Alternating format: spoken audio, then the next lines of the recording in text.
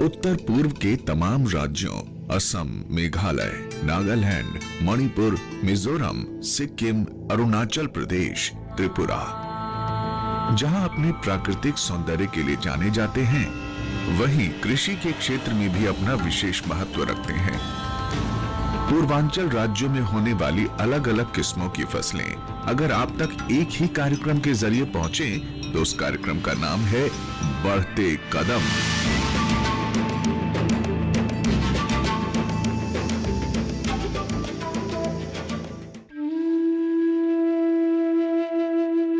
हमारे देश के कुछ चंद राज्यों को कुदरत ने कोई भी कार्पण्य किए बगैर अनन्य सौंदर्य प्रदान किए हैं। ऐसा ही एक राज्य है अरुणाचल प्रदेश। यह राज्य पूरे देश तथा विश्व के अंदर पहला सूर्योदय का देश के रूप में जाना जाता है।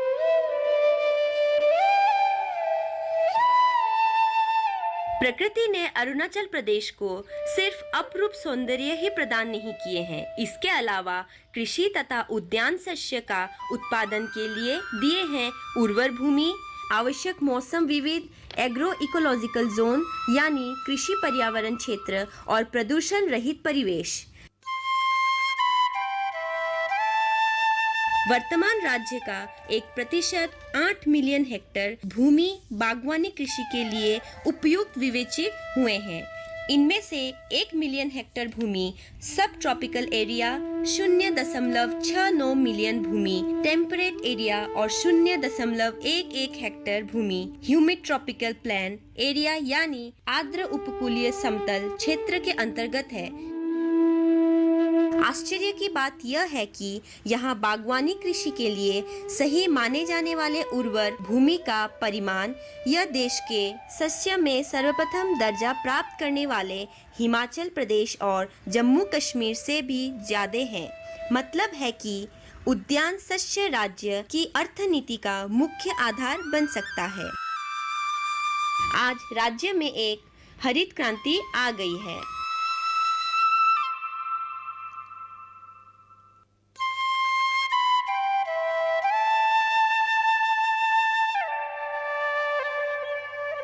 थ्रू द ईयर कुछ न कुछ फल निकलने से अच्छा है ना। यही तो चॉइस है आदमी का। हम लोग क्या करते हैं, सिर्फ 2 या 3 महीना बिना ये फल का घास होता है। अभी जो अप्रैल से शुरू हो जाएगा, सबसे पहले चेरी हो जाएगा, चेरी, और उसका बाद प्लम होगा, प्लम का बाद एप्पल अर्ली वेराइटी रेड जून बोलता है वो शुरू हो जाएगा। एप्पल का बाद में नाशपाती हो जाएगा और नाशपाती का बाद जो पोमेग्रेनेट भी है, दालिम जो बोलता है। ऐसे करके थ्रू आउट द ईयर बीच में अभी तक भी ऑरेंज है, तो अप्रैल महीने में कीवी क्या बोलते हैं चेरी निकलेगा, है ना। तो कहाँ गैप हुआ, तो डाइवर्सिफिकेशन जरूरी है ना। मार्केट में तो सीजन वाइज फल का डिमांड तो होता है।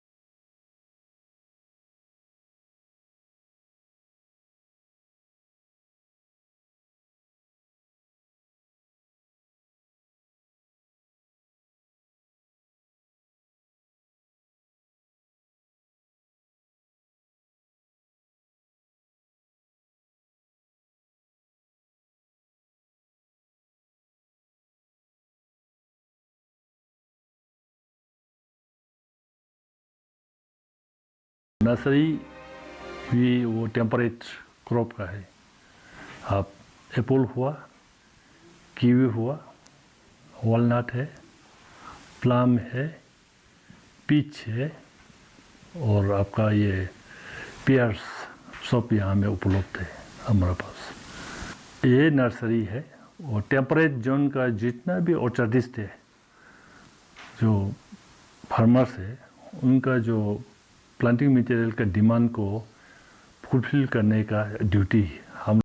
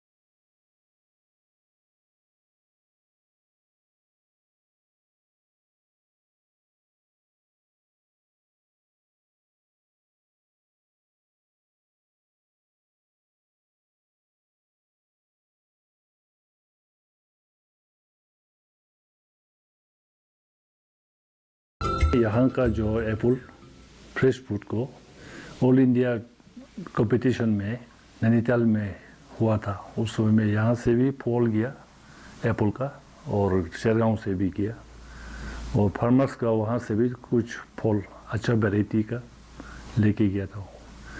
तब क्या हुआ, वहाँ में हम लोग को फर्स्ट सेकेंड एप्पल का प्राइस मिला था। उसका प्रमाण जो सर्टिफिकेट ये है, ये जो देख रहे हैं। आज राज्य के लोअर सुबनसिरी, वेस्ट सियांग और अंचाव जिले तक सफलता के साथ विस्तारित हुए हैं। कुछ वक्त में इस प्रदेश का उद्यान ही राज्य के ग्रामीण लोगों का आर्थिक विकास का सबसे अच्छा भरपूर क्षेत्र यानी पोटेंशियल सेक्टर रूप में माना गया है। यह उद्यान शस्य सैलानियों को आकर्षित करने में भी सक्षम होंगे।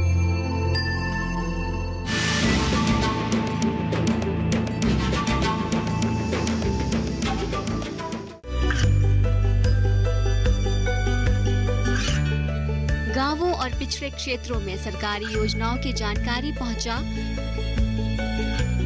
देश में कौशल और क्षमता विकास कर ग्रामीणों को सामाजिक बदलाव और विकास से जोड़ने की दूरदर्शन किसान की पहल चौपाल चर्चा देखें सोमवार से शुक्रवार सुबह 9 बजे।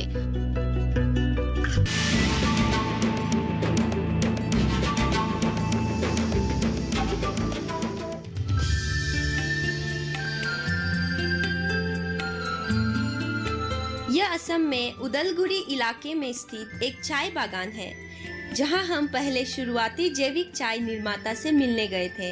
इतना ही नहीं, वो पूरी दुनिया में एकमात्र हाथी के अनुकूल चाय बागान का मालिक भी है। मैं लास्ट 14 साल से ऑर्गेनिक चाय उगा के आ रहा हूँ। मैं पहले तो किसान नहीं बनना चाहता था। मैं भले मैं किसान परिवार से हूँ। मैंने बाहर में 13 साल मलेशियन कंस्ट्रक्शन कंपनी में काम किया। काम करने के बाद में मैं अपनी जगह में वापस आकर के काम करने के लिए मैं कभी मतलब वापस गांव आने के लिए हमारा मन नहीं लगता था। तो हमारे मम्मी जो है हमें बार बार बुलाते थे कि गांव वापस आ जाओ, खेती करो, अपने पिताजी की ज़मीन में कुछ खेत करो। फिर मैंने 2007 में अपने ही गांव में आकर के देखा सभी लोग मतलब चाय उगा रहे थे। और जब मैं बाहर में रहता था, असम के बाहर के लोग जानते हैं कि Assam is known as tea land. चाय को लेकर के पूरी दुनिया में असम को चाय को लेकर के एक बहुत बड़ा पहचान है। मेरा भी मन लगा कि क्यों ना मैं चाय का खेती करूं। जब मैं चाय के बारे में स्टडी किया धीरे धीरे हमको पता चला कि 32 वेराइटीज़ का चाय का पौधे होते हैं। 32 varieties of the tea plants are there, और हर एक पौधे का अलग अलग फ्लेवर होती हैं, अलग अलग टेस्ट होते हैं। इसको जानने के लिए मुझे काफ़ी समय लगा। फिर धीरे धीरे मैंने चाय उगाना शुरू किया। जब मैंने केमिकल फर्टिलाइज और पेस्टिसाइड डालना शुरू किया चाय में, मुझे तो पहले ऐसा लगता था कि काफ़ी खुशी महसूस होता था कि पौधे बहुत अचानक बढ़ जाते हैं। जब मैंने कुछ दिन बाद में जब पौधे में काफ़ी सारा कीट का प्रॉब्लम हो गया, पेस्टिसाइड का प्रॉब्लम हो गया, जब मैंने खेती में जब कीटनाशक डाल रहा था, उस समय मुझे कभी कभी वोमिटिंग होते थे, कभी कभी सिर दर्द होता था। तो मैंने सोचा कि पानी की बात में जो है सबसे ज़्यादा इस्तेमाल किया जाता है वो है चाय, और वही चाय को अगर हम इतनी रासायनिक खाद और इतना कीटनाशक डाल के अगर हम उगाएंगे तो इंसान को हम कैसे पिला सकते हैं। तो मैंने यही बात के गंभीर रूप से सोच के मैंने चाय में रासायनिक खाद और पेस्टिसाइड डालना बंद कर दिया। फिर मैंने धीरे धीरे जो ऑर्गेनिक फार्मिंग का जो फॉर्मूला है उसके ऊपर मैंने ढूंढना शुरू किया। जब भारत का पहला अवार्ड मिलने वाला जो डॉक्टर एल नारायण रेड्डी, तो उनके फार्म में बेंगलोर में जा कर के उससे भी थोड़ा कुछ मैंने इन्फॉर्मेशन कलेक्ट किया था। फिर मैंने कनाडा का जो फर्टाइल ग्राउंड एनजीओ है उन लोग से संपर्क किया। फिर इन लोग को इनवाइट किया मैंने भारत में, तो उन लोग से भी मैंने काफ़ी नॉलेज कलेक्ट किया।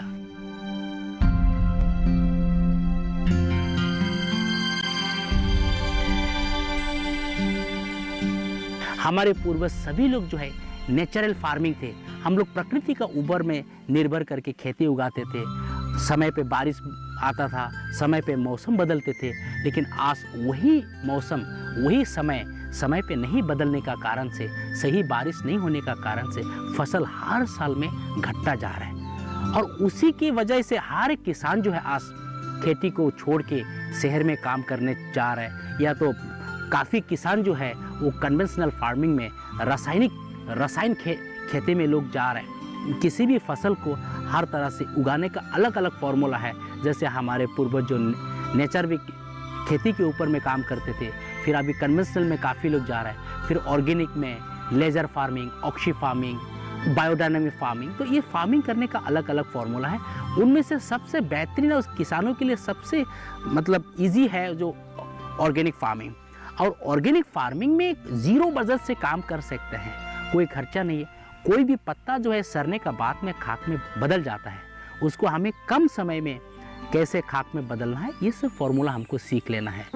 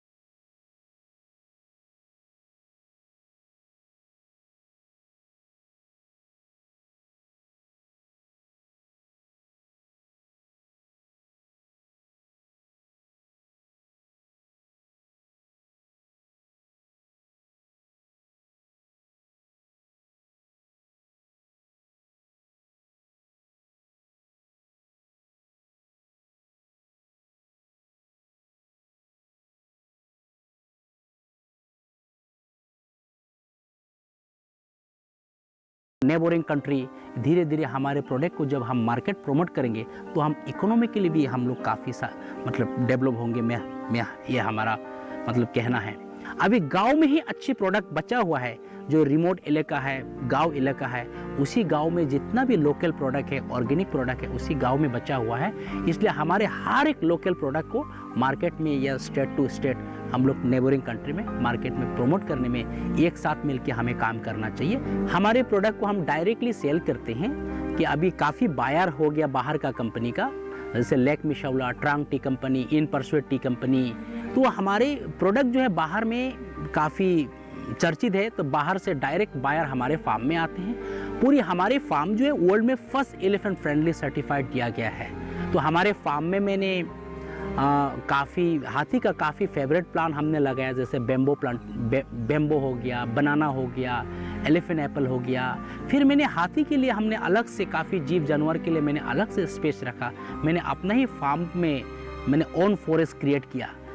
हमारे फार्म में लगातार WWF की तरफ से 3 साल हमारे फार्म में विजिट किया इन लोग ने किया, और इन लोग ने देखा कि हमारा फार्म काफ़ी यूनिक लगा इन लोग को, कि हमारे फार्म में मैंने कईयों मतलब डिफरेंट टाइप के प्लांट्स हमने मेंटेन किया है।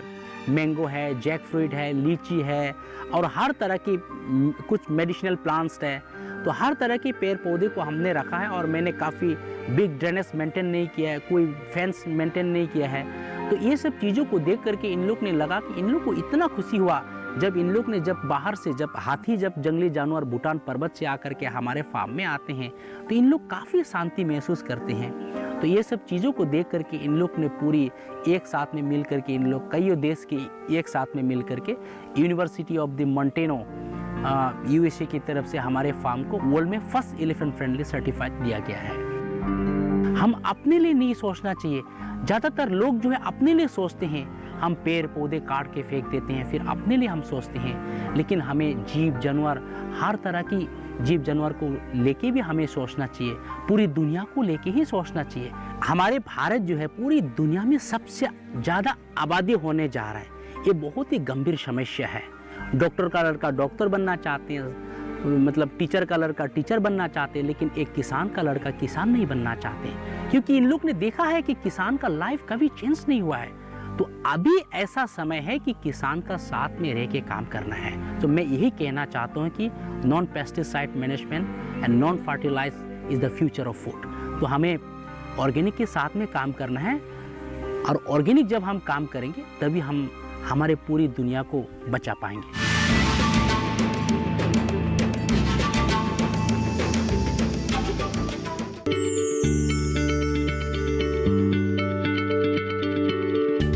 क्या आप किसी बीमारी से परेशान हैं? चाहते हैं डॉक्टर की सलाह? तो हम हैं आपके साथ, बताएंगे आपको जीने की राह। समस्याएं आपकी, समाधान देश के मशहूर विशेषज्ञों के। घर बैठे बात करें देश के जाने माने डॉक्टरों से। हमारे लाइव प्रोग्राम स्वस्थ किसान में हर शनिवार शाम 6 बजे से 7 बजे तक।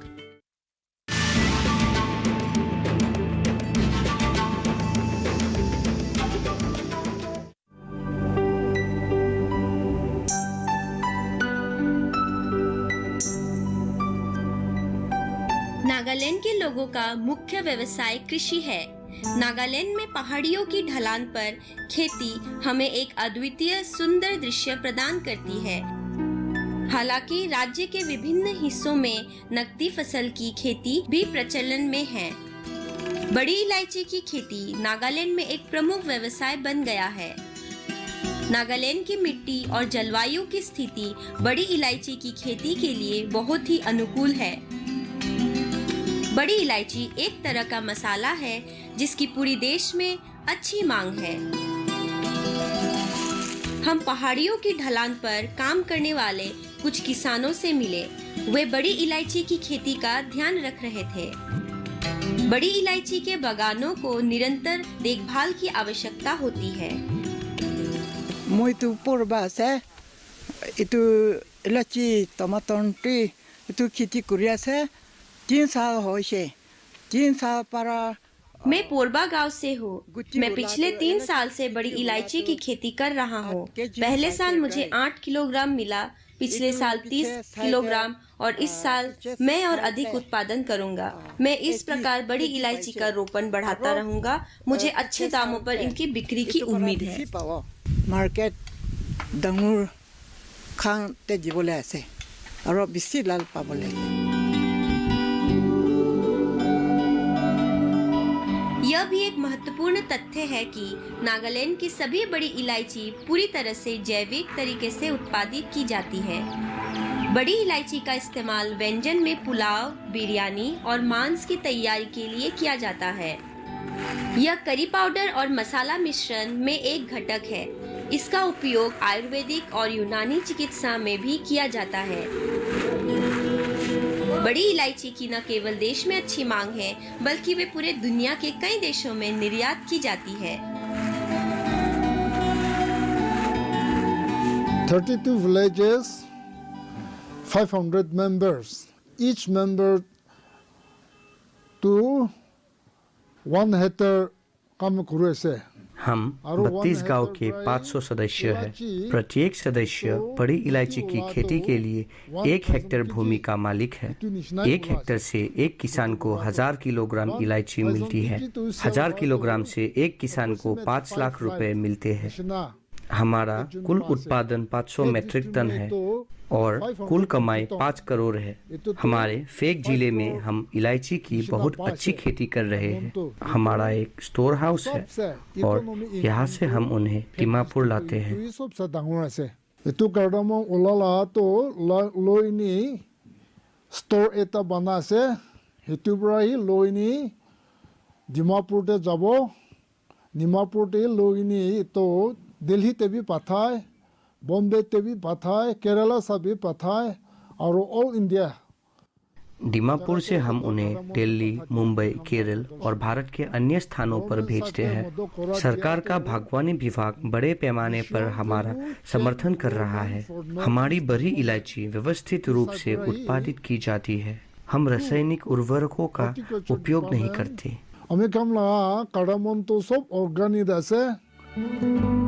नागालैंड में फेक जिले के किसान बड़ी जोश के साथ बड़ी इलायची की खेती कर रहे हैं, क्योंकि उन्हें इस वृक्षारोपण से अधिक लाभ मिल रहा है। बड़ी इलायची एक 12मासी जड़ी बूटी है, जिसमें सबट्रेनियन, राइजोम और 50 से 140 हवाई पत्तेदार अंकुर होते हैं। बड़ी इलायची की खेती पूर्वोत्तर भारत, नेपाल और भूटान के उप हिमालयी क्षेत्र में की जाती है।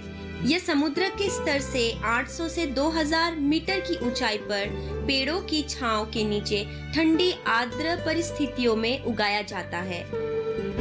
Considering the potentiality of the state for producing जैविक बागवानी फसलों के उत्पादन के लिए नागालैंड राज्य की क्षमता को ध्यान में रखते हुए भारत के माननीय प्रधानमंत्री ने नागालैंड सहित पूर्वोत्तर के लिए एक बहुत ही विशेष कार्यक्रम शुरू किया।